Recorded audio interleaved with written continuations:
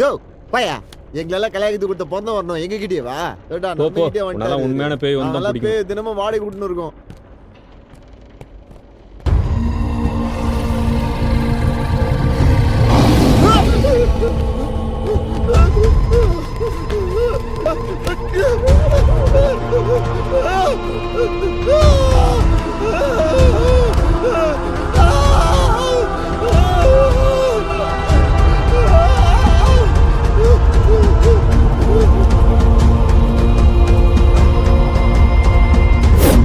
இன்னைக்கு கலெக்ஷன் 85,000. என்ன பண்ணலாம் நீங்க சொல்லுங்க. நான் பண்றேன். Good night G.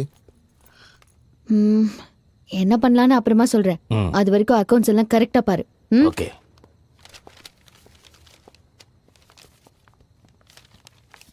ஒன்று 2 3 டேய். 4 5. டேய் இவளுக்கு காசு தர மாட்டேன்னு சொன்னியா? நான்சி அப்படிதான் சொல்லியிருக்கா. சரி நான் ஊருக்கு போகணும். கொடுக்க சொல்லுங்க. எதுனாலும் நீங்க நான்சி கிட்ட கேளுங்க. அவதான் ஓனர். அவ ஓனர்னா அப்ப நான் யாரா? நீங்க பார்ட்னர். சரி முதல்ல இன்னைக்கு எவ்வளவு கலெக்ஷன் சொல்லு. 25,000. இவ்வளவு பேர் வந்து வெறும் 25,000 தானே? எவ்வளவு கலெக்ஷன் ஆனாலும் 25,000 தான். நீ வெயிட் பண்ணு, நான் வரேன்.